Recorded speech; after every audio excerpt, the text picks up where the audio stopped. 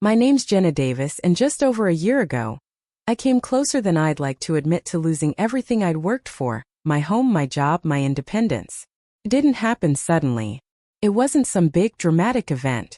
It was quiet, calculated, dressed up as a favor for family. But it almost worked. And if I hadn't paid attention in time, I might still be stuck there now, taking care of a child that wasn't mine, under a roof where my needs never mattered. I grew up in a small town in Ohio, Maplewood, the kind of place where people mow their lawns on Saturdays and wave at each other from driveways. On the surface, we looked like any happy family. My parents, Larry and Diane, were high school sweethearts. My younger sister, Chloe, was always the fun one, the center of attention. And me? I was the dependable one. That was the word they used like it was a badge of honor. Teachers loved it. Relatives praised it. But I knew early on that dependable just meant I was the one who picked up the slack. If Chloe forgot her homework, I was the one reminded to help her. If she messed up, I was told to set a better example. By the time I hit high school, I was balancing a part-time job at a bookstore, keeping straight A's, and still managing to get dinner on the table a few nights a week. Chloe, meanwhile, floated from one hobby to the next, and my parents clapped for every new phase like it was a grand discovery. It didn't matter that she dropped most things after a few weeks. She was finding herself. I was expected to stay steady, so when I finally got accepted to a university in Chicago, I didn't look back. I packed up and left that house with a quiet kind of joy. I spent 4 years building a life where I could breathe. I graduated, found a great job in digital design, and eventually landed a cozy apartment with tall windows and my own coffee machine that I didn't have to share with anyone. I made friends who didn't expect anything from me. I could finally live on my terms. For the next decade, I kept a polite distance from my parents. I visited on holidays, sent birthday cards, played the good daughter when I needed to. But I kept my space, and that space helped me stay sane. Until the day my mom called. It was a Wednesday night. I still remember the way her name popped up on my phone while I was reheating leftovers. I almost didn't answer. We hadn't spoken since Christmas, when she gave me a lecture about not bringing a boyfriend home. But something told me to pick up. "Jenna, sweetie," she said, in that overly sweet tone I knew too well. "We need you home this weekend." It's about Chloe." I paused. "Is she okay?" "She's pregnant," my mom said, sighing heavily. "For months along. The father's out of the picture. She's a mess, Jenna. We need to talk in person." I stayed quiet. My sister was 30 now. She worked part-time at a cafe, lived with my parents, and still couldn't keep a budget. But hearing this, I felt something. Concern, maybe. Guilt? She was still my sister. "We just want to sit down and figure things out," my mom added. "As a family." I told her I'd come for the weekend. 2 days. That was it. As I packed my bag that Friday, I kept reminding myself, this was temporary. I wasn't going back to my old life. I'd grown out of that house. But something felt off before I even arrived. The shutters on the house were freshly painted. The lawn manicured like it was ready for guests. My mom rushed out before I could even open the car door. "There you are," she said, arms outstretched like I was returning from war. "We've been counting the hours." My dad stepped out next, giving me one of his stiff side hugs. "Glad you're here, kid. Let's get your bags. Dinner's almost ready." That familiar knot started building in my stomach, but I ignored it. "It's just a visit," I told myself. When I walked into the living room, Chloe was sprawled across the couch in leggings and a hoodie, watching TV. Her belly was showing now, small but noticeable. "Hey sis," she said without looking up. "I'm starving." I didn't know how to respond. Something about the way she said it made it sound like I owed her something. But I sat down, trying not to overthink it. Dinner was the usual production. My mom's roast chicken, mashed potatoes, everything homemade.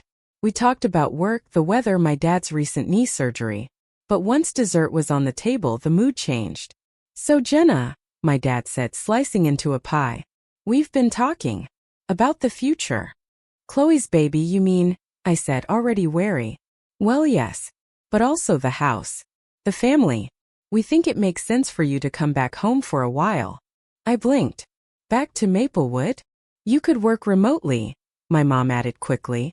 "Your job's on the computer, right?" "I'm a creative lead at a design firm. I manage a team. I meet clients in person. You could manage from here, my dad said, as if it were already settled. I stared at them. Why would I move back here? Because Chloe's going to need help, my mom said softly. Raising a baby alone isn't easy. You'd be such a big help. I took a slow breath. I'm happy to visit. I can come when the baby's born, bring some supplies. But I'm not moving back. There was a beat of silence. Then my dad stood. Come upstairs. We want to show you something. I followed them, heart sinking with every step. My old bedroom door was open, but it wasn't my room anymore. The walls were painted pale green. A crib stood where my bed used to be. There was a changing table, a rocking chair, even a shelf with baby books.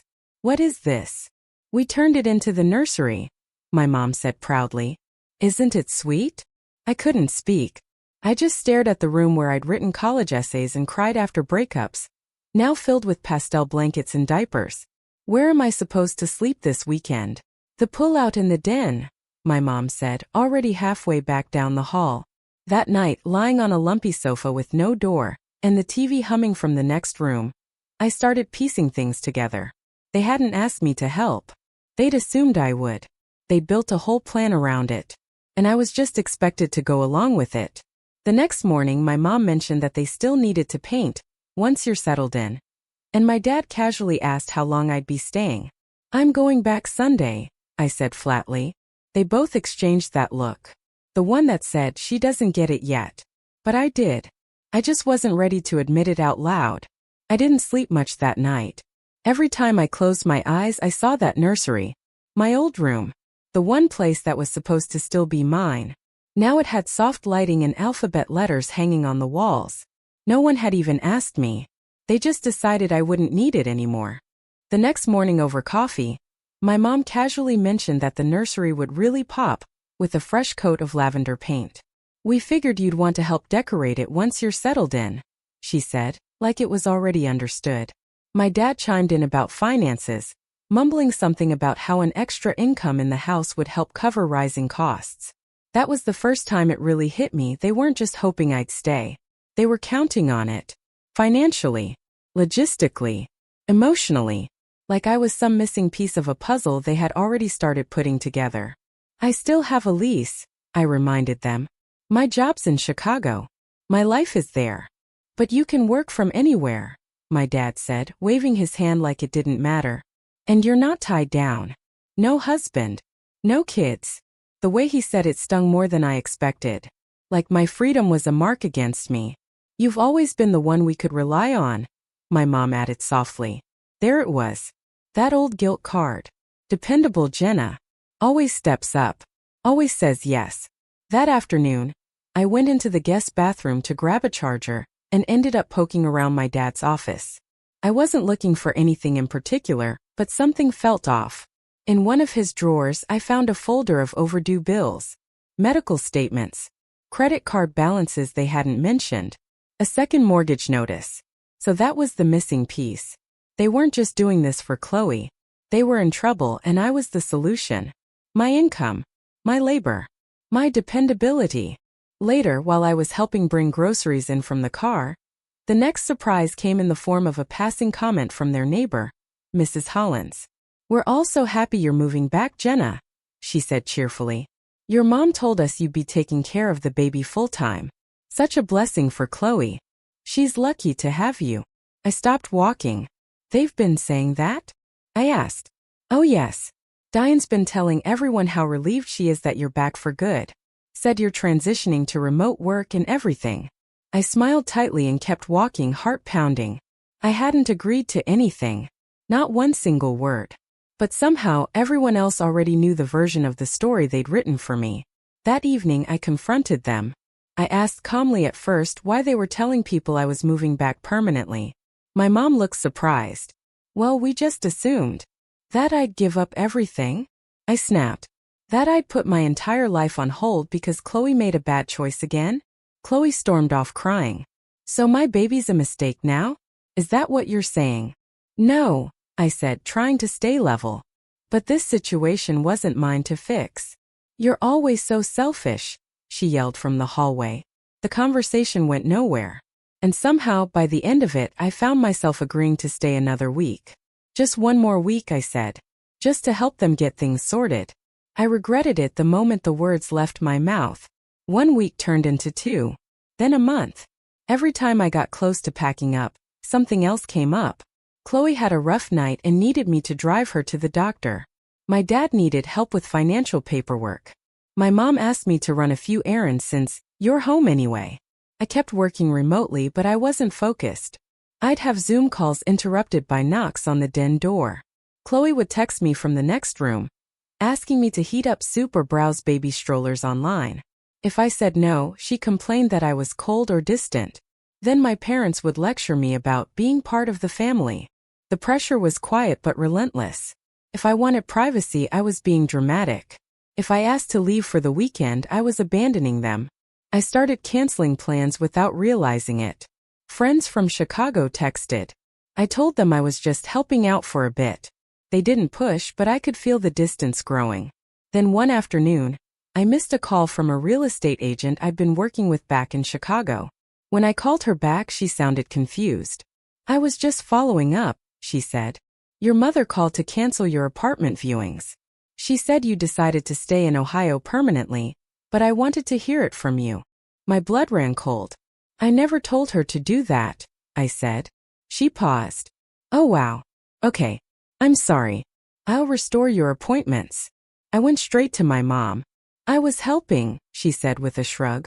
You're always so busy, I figured I'd take something off your plate. You're not helping, I snapped. You're controlling my life behind my back. That night, my laptop mysteriously stopped working. My mom claimed she knocked over a flower vase. Soaked through the case. I had to wait a week for a replacement from the company. In the meantime, I worked from the family desktop in the living room where every click was visible. When my best friend Erica texted me about coming to visit, my mom replied before I could. She's just too overwhelmed right now. I didn't even find out until Erica called me, worried I'd gone radio silent. And then came the warning from work. My supervisor, Adam, scheduled a video call. Jenna, he said, clearly trying to be kind, your work isn't up to your usual standard.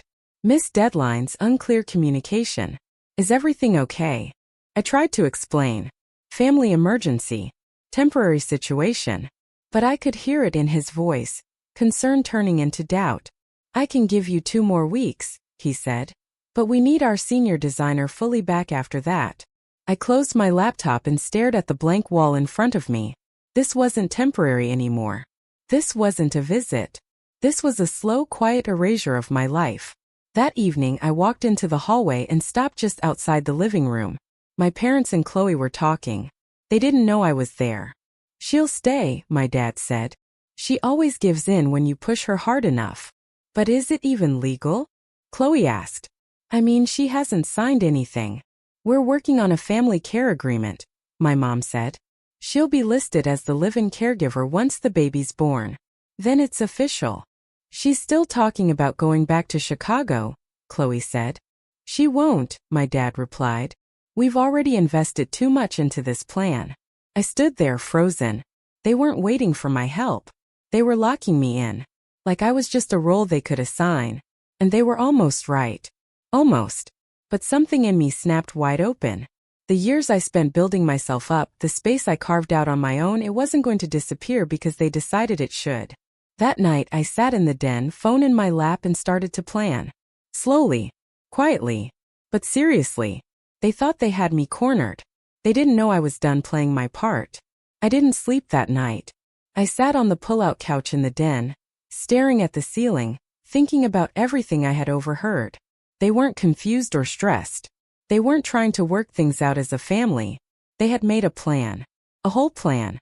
And I was the centerpiece of it, whether I agreed or not. They had already decided what my life should look like. I was done waiting for them to realize I didn't agree. By morning, I had a plan of my own. The first thing I needed to do was secure my job. I emailed Adam from a new personal email address that my parents didn't know about. Subject line. Private request for call. I told him I needed 10 minutes face-to-face to explain everything without filters. He replied quickly and scheduled a call for noon. Next, I went through my accounts. Bank. Retirement. Pay stubs. I checked everything. Thankfully, nothing had been accessed. But after what they'd done with the apartment viewings, I wasn't taking chances.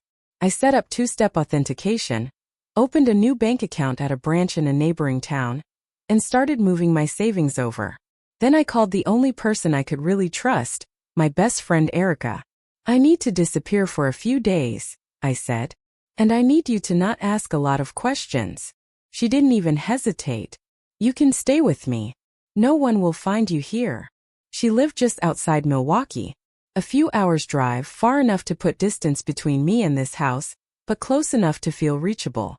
I told her I'd come in 2 days. That gave me time to collect what I needed, and to do it without raising alarms. At noon, I took my laptop and walked to a nearby coffee shop for Wi-Fi. Adam was already waiting on the video call when I signed in. He looked concerned. "Jenna," he said gently, "is everything okay?" I took a deep breath and told him the truth. Not the whole dramatic version, but enough. I explained that I had come home thinking I was helping for a weekend, but that things had spiraled. My parents had misled people, tried to control my housing, my time, even make legal moves behind my back. I told him I was making plans to leave, but I needed a few days of flexibility to do it safely. He listened without interrupting, eyes narrowing slightly when I mentioned the caregiver agreement. "This is more than a family issue," he said. "This sounds like coercion." I nodded. He leaned back and crossed his arms. "There's something I haven't mentioned yet," he said. "We've been thinking about opening a satellite office in Denver. If you're serious about needing a fresh start, I can move things quickly." I stared at the screen. "Wait, you're offering me a transfer?" "Yes. Full-time. Same title. Remote flexibility for the first month while you relocate. Company-paid housing for 2 weeks. We want to keep you, Jenna. But only if you're in a place where you can work freely." I almost cried. It was the first time in weeks I felt like someone saw me. Actually saw me. "Denver would be perfect," I said. "Let's do it. Then start packing. Let me know when you've arrived, and I'll send the paperwork." When I left the cafe, I had one thing in mind: get out. Quietly. Quickly. I began preparing in pieces. Every day I moved a few personal things, important documents, some cash, my design portfolio, into a small storage unit I rented on the edge of town. I bought a cheap suitcase, one my mom wouldn't recognize as new, and kept it hidden in the back of the closet. I took a few clothes at a time. My goal was to leave no trail. No drama. No mess they could spin into. Jenna had a breakdown and ran away. The final push came at Chloe's baby shower. My mom went all out. Pink everything, fancy cupcakes, family and neighbors squeezed into the house. I smiled, played the helpful daughter, handed out drinks, jotted down gifts.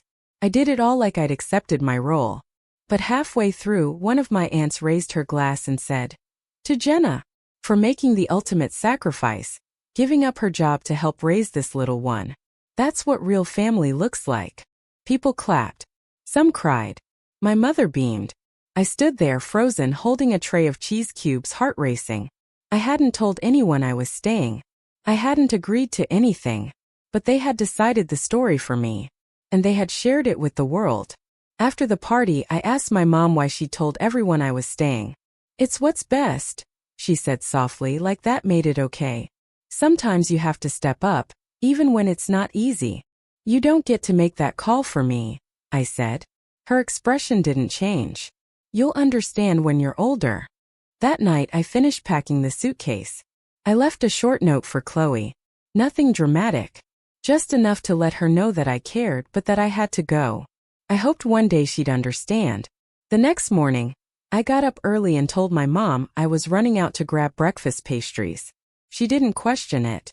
She was still glowing from the attention the day before. "Get those cinnamon ones your dad likes," she said from behind her coffee cup. "Sure," I replied. "Be back soon." I walked out with just my purse, the suitcase in the trunk, and everything important already moved or planned. I didn't go to the bakery. I turned onto the highway and kept driving until the house, the town, and every piece of their plan was in the rearview mirror. The first hour on the road was silent. I kept waiting for my phone to ring, for someone to realize I was gone. But there was nothing. Just the steady hum of the tires and the strange mix of fear and relief sitting in my chest. By the time I crossed into Wisconsin, my shoulders had dropped for the first time in weeks. I kept the windows cracked, let the wind hit my face, and reminded myself over and over, I was allowed to leave. I didn't need permission. I didn't owe them my life just because we shared DNA. When I reached Erica's apartment, she was already outside waiting, arms wide, eyes brimming. She pulled me into a hug so tight it made me tear up. You did it, she whispered. You actually got out. That night I slept like a rock. No knocks on the door. No baby cries through the walls. No guilt trips over dinner. Just silence and space. And it felt like breathing clean air after being underwater too long. The next day, I checked in with Adam and finalized the paperwork for my transfer to Denver. He kept his word. Temporary housing was arranged, and HR walked me through everything with care and zero judgment. It was the first time in a long while I felt like someone was treating me like a grown woman with value. Over the next few weeks, I started building a life I actually wanted. Denver was beautiful. Big blue skies, mountain trails, streets full of strangers who didn't know anything about my family or my past. I found a small one-bedroom apartment near a park. Nothing fancy, but it was mine. No pastel nurseries. No plan B built around my sacrifice. I kept my phone number but switched phones. Erica checked my old messages sometimes, just to make sure nothing urgent had come through. Mostly it was the same. Missed calls from my mom, long texts full of guilt from my dad, emotional rants from Chloe. Then one day Erica said, "They've escalated. Your dad's saying they might file a missing person report." I laughed. I'm a 34-year-old woman who moved cities, not a runaway teenager. They're telling people you had a breakdown, she said quietly. That part didn't surprise me. When control doesn't work, they rewrite the story. It was always about keeping the narrative tidy. Jenna, the responsible one, finally cracked under pressure. I hired a lawyer. Not to sue anyone, just to protect myself. She sent a firm cease and desist letter. No more contact, no more social media posts about me. No more calls to my employer or landlord. She also helped me put fraud alerts on my credit and secure my identity. I wasn't being paranoid. I was being smart. After that, the noise faded. My parents stopped calling. Chloe went quiet. I think for the first time they realized I was really gone. And not just physically. I wasn't playing anymore. 2 months after I left, Chloe gave birth to a baby girl. I didn't hear it from them. I found out through a family friend back in Ohio who posted a vague announcement. What caught my eye was the baby's name, Jenna Marie. I stared at the screen for a long time. First I felt sick. Naming the baby after me wasn't a tribute. It was a rope. One last tug. A message, you're still tied to this. You always will be. But the longer I sat with it, the more it lost its power. That baby didn't choose her name. She didn't choose any of this. And I wasn't going to spend my life dragging around someone else's choices. So I moved forward. Quietly. Day by day. I started therapy through my company's support program. My therapist, Megan, helped me see things clearly. Not just the mess with my family, but the patterns. The way I'd been taught to believe that love means sacrifice. That peace only comes if I'm useful. That saying no equals failure. But she also helped me recognize the strength it took to walk away. And how reclaiming your life doesn't always look heroic.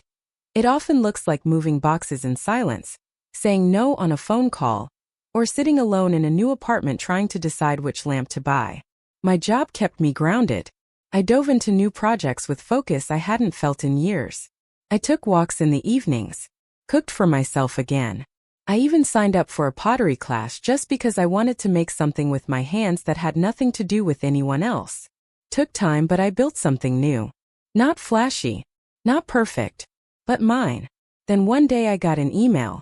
Not from my parents. From Chloe. It was short. No subject line. Just a few lines.